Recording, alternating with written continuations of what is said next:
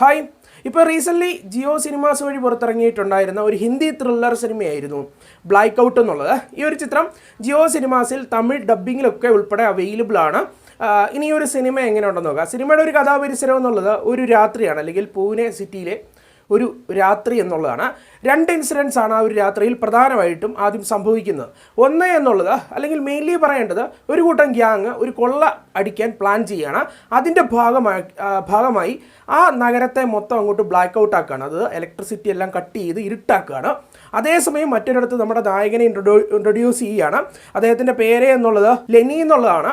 അദ്ദേഹം ഒരു ക്രൈം റിപ്പോർട്ടറൊക്കെയാണ്. എന്തായാലും തൻ്റെ വൈഫിൻ്റെ ആവശ്യപ്രകാരം മുട്ടയും അതുപോലെ തന്നെ ബ്രെഡും മേടിക്കാനായിട്ട് അദ്ദേഹം പുറത്തേക്ക് ഇറങ്ങുകയാണ്. ഈ സെയിം സമയത്ത് തന്നെയാണ് അദ്ദേഹം പുറത്തേക്ക് ഇറങ്ങുന്നത്.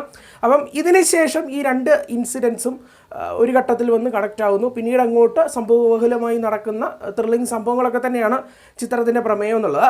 സിനിമയെപ്പറ്റി പറയുമ്പോൾ സിനിമയുടെ പ്ലസ് പോയിൻറ്റ്സിൽ നിന്ന് തന്നെ ആരംഭിക്കാം. ഒന്നാമതായിട്ട് പറയേണ്ടത്, ഇതിൻ്റെ സ്റ്റോറിയൊക്കെ എടുത്ത് നോക്കുകയാണെങ്കിൽ അത്യാവശ്യം എൻ്റർടൈനിങ് ആയിരുന്നു എന്ന് പറയാൻ സാധിക്കും. ഇപ്പോൾ ഇതിൻ്റെ കഥയ്ക്കുള്ളിൽ അത്യാവശ്യം ഹ്യൂമറും, ത്രില്ലിങ് എന്നതുപോലെ തന്നെ ഹ്യൂമറിനും അത്യാവശ്യം പ്രാധാന്യം കൊടുത്തിട്ടുണ്ട്. അത് ഈ ഡാർക്ക് കോമഡിയൊക്കെ ഇല്ലേ, അപ്പോൾ അത്തരത്തിലുള്ള സംഭവങ്ങൾ ഉപയോഗപ്പെടുത്തിയിട്ടുണ്ട്. കൂടാതെ ഈ ഒരു ഒറ്റ രാത്രിയിൽ നടക്കുന്ന കഥയാണ്. അത് ഇച്ചിരി സംഭവബഹുലമൊക്കെ ആയിട്ടാണ് പോകുന്നത്. അതിനുള്ളിലും അത്യാവശ്യം ടേൺസ് ട്വിസ്റ്റൊക്കെ കൊണ്ട് വെക്കുന്നുണ്ട്. സോ അത്യാവശ്യം ഒരു ത്രില്ലിംഗ് ആയിട്ടുള്ള എൻ്റർടൈനിങ് ആയിട്ടുള്ള ഒരു സ്റ്റോറി ഉണ്ട് എന്നുള്ളതാണ് ചിത്രത്തിൻ്റെ ആദ്യത്തെ ഒരു പ്ലസ് പോയിന്റ് എന്നുള്ളത്. കൂടാതെ ഈ ഒരു സിനിമയ്ക്കുള്ളിൽ വന്നിരിക്കുന്ന അത്യാവശ്യം കേന്ദ്ര കഥാപാത്രങ്ങളൊക്കെ തന്നെ മികച്ച പ്രകടനങ്ങൾ തന്നെയാണ് കാഴ്ചവെച്ചിട്ടുണ്ടായിരുന്നത്. എടുത്തു പറയേണ്ടത്, ലെന്നി എന്ന് പറയുന്ന ആ ഒരു നായിക കഥാപാത്രത്തെ അവതരിപ്പിച്ചിട്ടുണ്ടായിരുന്ന വിക്രാന്ത് മാസയുടെയും അതുപോലെ സുനിൽ ഗ്രോവർ എന്ന് പറയുന്ന ആൾ, ഒരു ആക്ടർ ഈ സിനിമയുടെ സ്റ്റാർട്ട് ടു എൻഡ് വരെ ഉണ്ട്. അദ്ദേഹം ഈ ഒരു സിനിമയ്ക്കുള്ളിൽ ഒരു കുടിയനായിട്ടാണ്. പുള്ളിയുടെ ആ ഒരു പ്രകടനമൊക്കെ തന്നെ അത്യാവശ്യം എൻജോയബിൾ ആയിരുന്നു എന്ന് പറയാൻ സാധിക്കും. പിന്നെ ടെക്നിക്കലി അത്യാവശ്യം ബ്രില്യൻ്റ് ആയിട്ടുള്ള ഒരു സിനിമയാണ്. എടുത്തു പറയേണ്ടത്, നമുക്ക് കാഴ്ചയിൽ ഈ ഒരു സിനിമ ഒരു ഗുമ്മ് ഫീല് നൽകുന്നുണ്ട് കാണികൾക്ക്. അതിന് പ്രധാനമായിട്ട് പറയേണ്ടത്, ഒന്ന് എഡിറ്റിങ്ങും അതുപോലെ തന്നെ ക്യാമറ കാഴ്ചയും എന്നുള്ളൊരു കാര്യമാണ്.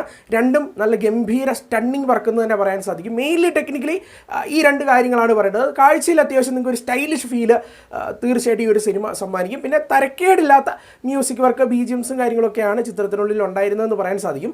ഈ സിനിമയുടെ പ്രശ്നം എന്നുള്ളത്, ഒന്ന്, നമുക്ക് ലോജിക്കലി യാതൊരു വിധത്തിലും കണക്ട് ചെയ്യാൻ സാധിക്കില്ല. അതാണ് പ്രധാന പ്രശ്നം എന്നുള്ളത്. പിന്നെ ഈ ഒരു സിനിമയുടെ കഥ തുടങ്ങി ഒരു 15-20 മിനിറ്റ് കഴിയുമ്പോഴത്തേക്കും ഈ സിനിമയിലൂടെ എന്താണ് പറയാൻ വരുന്നതെന്ന് എന്നുള്ളൊരു കാര്യം നമുക്ക് മനസ്സിലാവും. പിന്നെയും നമ്മൾ കണ്ടുകൊണ്ടിരിക്കുമ്പോഴത്തേക്കും റിപ്പീറ്റേഷൻ ആയിട്ടുള്ള കാഴ്ചകളൊക്കെ തന്നെയാണ് വന്നുകൊണ്ടിരിക്കുന്നത്.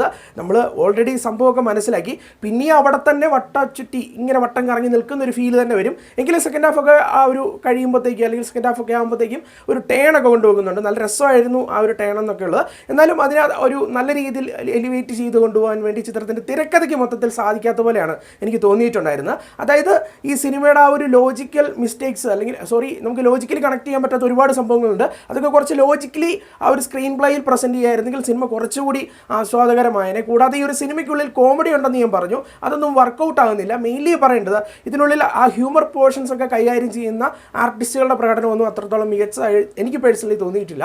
മൊത്തത്തിൽ നോക്കി കാണുമ്പോഴത്തേക്കും വലിയ മോശമല്ലാത്ത, എന്നാൽ വലിയ ഭാരമെന്നൊന്നും പറയാനും പറ്റാത്ത തരത്തിലുള്ള ഒരു ടൈം പാസ് കാറ്റഗറിയിൽ പെടുത്താൻ സാധിക്കുന്ന ഒരു സിനിമ. വലിയ എക്സ്പെക്ടേഷൻ കൊടുക്കാതെയും ലോജിക്കൊന്നും നോക്കാതെയൊക്കെ പോവുകയാണെങ്കിൽ ജസ്റ്റ് ഒരു ടൈം പാസിനെ കണ്ട് തീർക്കാൻ സാധിക്കുന്ന ഒരു സിനിമ. പിന്നെ ഫാമിലി ആയിട്ടിരുന്ന് കാണാമെന്ന് ചോദിച്ചു കഴിഞ്ഞാൽ ഇതിൽ സെക്ഷൽ കണ്ടന്റ് ഉണ്ട് എന്ന് പറയാൻ സാധിക്കില്ല. എന്നാൽ കുറച്ച് ഗ്ലാമറസ് ആയിട്ടുള്ള കുറച്ച് സീൻസ് ഒക്കെ ഉണ്ട്. അതുമാത്രം ഒന്ന് മൈൻഡിൽ വെക്കുക. ഈ ഒരു സിനിമയ്ക്ക് ഒരു 6 out of 10 ആണ് നൽകുന്നത്. 10-6. കണ്ടിട്ട് നിങ്ങളുടെ അഭിപ്രായങ്ങൾ പങ്കുവച്ചേക്കുക. നമുക്ക് മറ്റൊരു സിനിമയുടെ വിശേഷമായിട്ട് കാണാം. ടാറ്റ.